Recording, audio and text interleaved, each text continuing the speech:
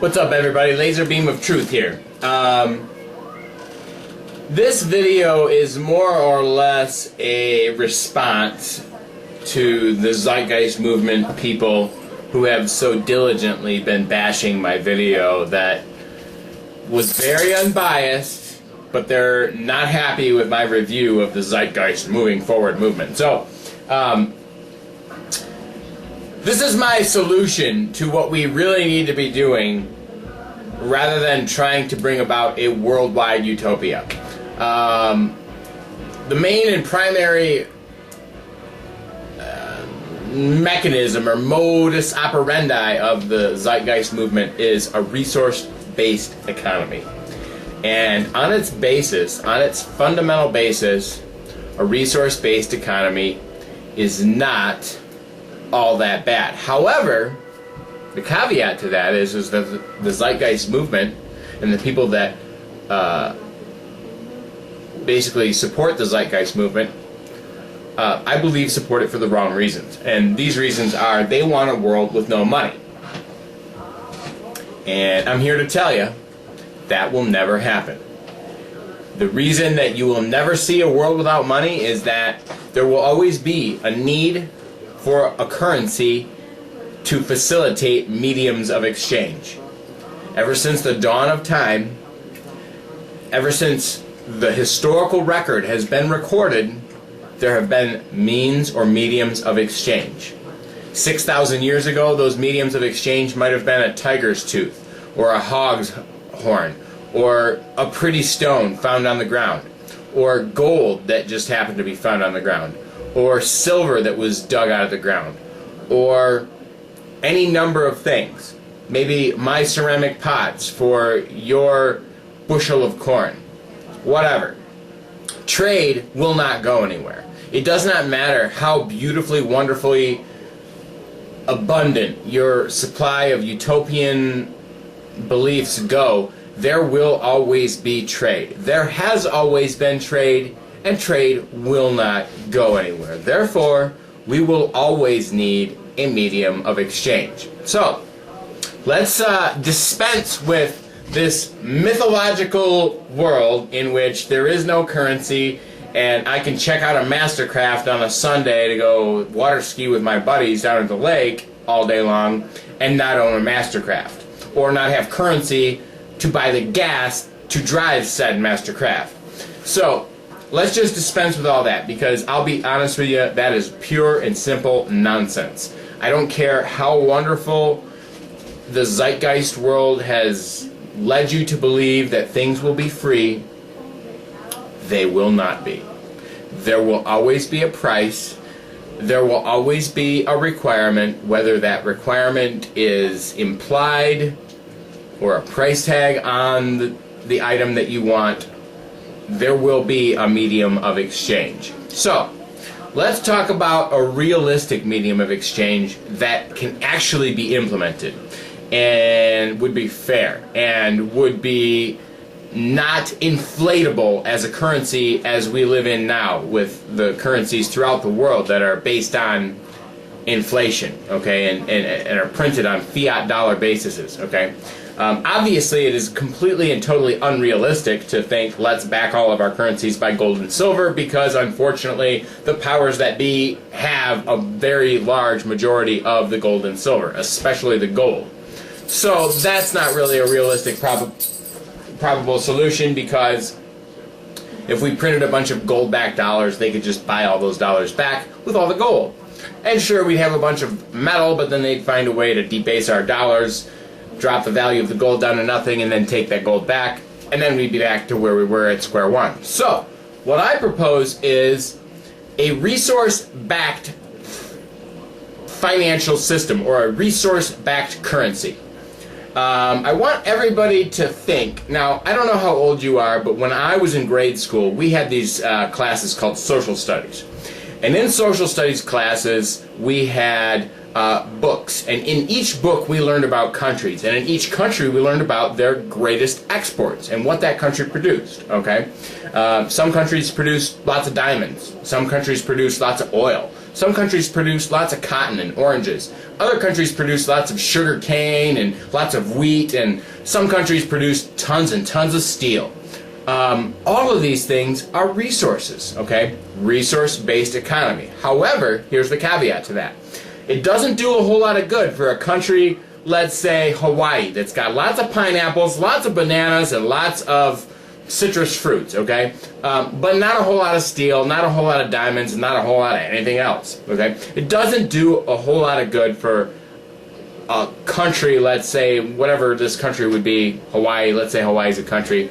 It doesn't do them a whole lot of good to have a resource-based economy when the only resources on the island of Hawaii are a few exotic fruits, okay?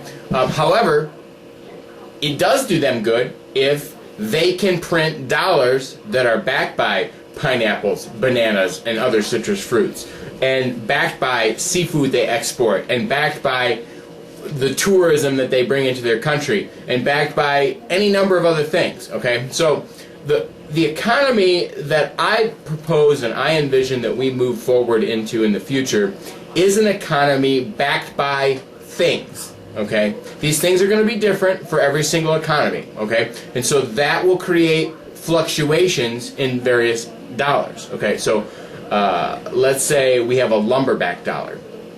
A lumber-backed dollar in most years is going to be pretty stable. However, in years where, let's say, they find a giant new oil reserve underneath Utah, I wonder what that might be.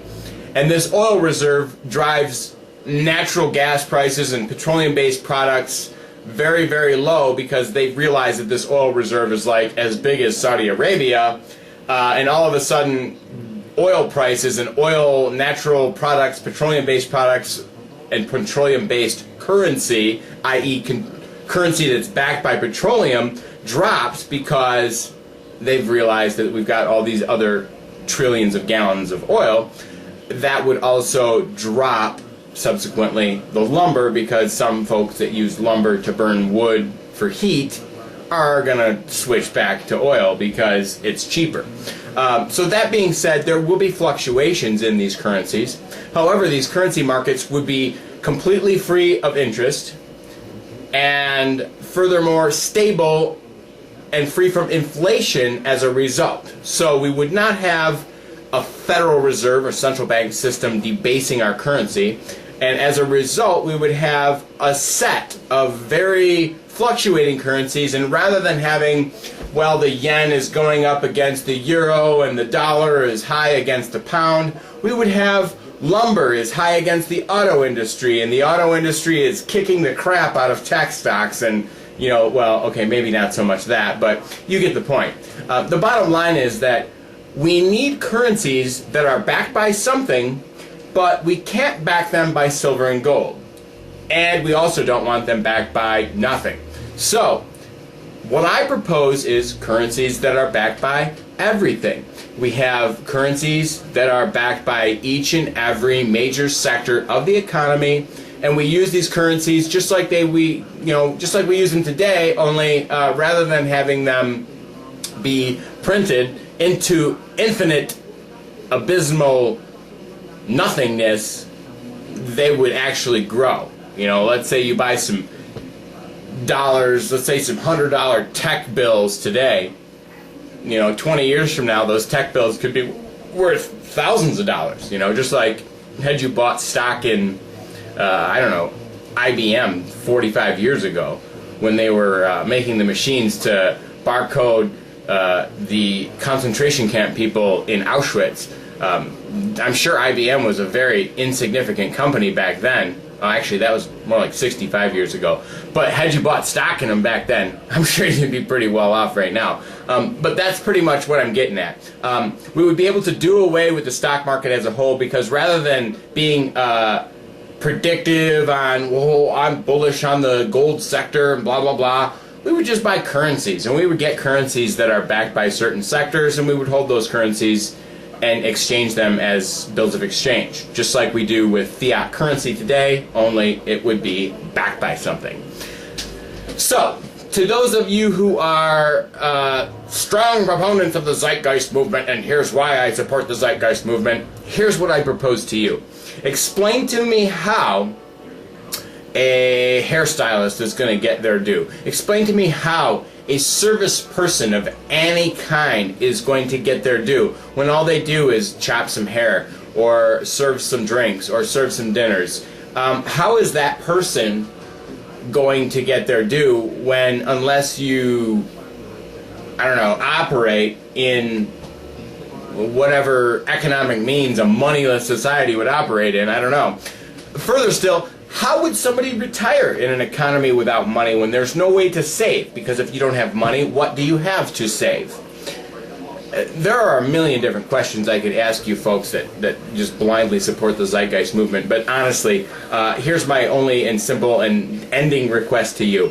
Go and look up the Google definition for cult. I will explain to you this right now. I'm going to Google it right now. Cult in the Wikipedia entry says a cult is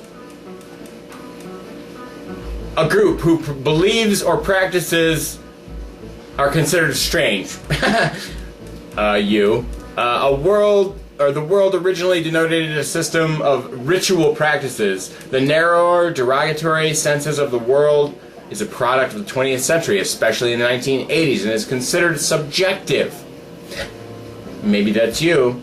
It is also considered of the anti-cult movement, or a result of the anti-cult movement, which uses the world in reference to groups seen as authoritarian, exploitative, and that are believed to use dangerous rituals or mind control.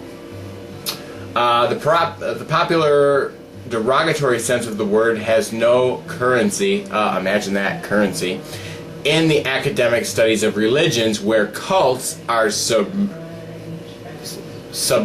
under the neutral label of new religious movement, which is funny because the Zeitgeist movement basically debased all belief in religious movement and then replaced it with the Zeitgeist movement. Funny how that works. While the academic sociology has partly adopted the popular meaning of the word. But honestly though, let's get right down to it. A cult is nothing more than a group of people who blindly and dogmatically believe in the ideals of something regardless of the feasibility, plausibility, and realistic implications of this thing, whatever it may be, are. So, I hate to break this to you, Zeitgeist movement, but I didn't say this in my last video, but I'm going to go ahead and go out there and say it right now. You guys are a cult because you blindly believe that it is possible to have a technocratic society which is by majority ruled by millions and millions of computers, and these computers are going to make all the important decisions, and everybody's going to live in a world without money, and if you don't want to work, you can just make movies for YouTube all day long. That's just not realistic. What we need to get back to are producing things, okay? The United States of America and every other free country in the world needs to get back to producing things. If you are not producing something, you are consuming. You are merely a consumer in the consumer economy. And Zeitgeist people, you need to think about how you are going to produce things. Not how computers and machines are going to produce things. You have to produce things. That's what I'm going to leave you off with, and that's where we're at. So, a resource-backed currency, not a resource-based economy. So I'll call it my RBC to your RBE. Laser Beam of Truth, signing out.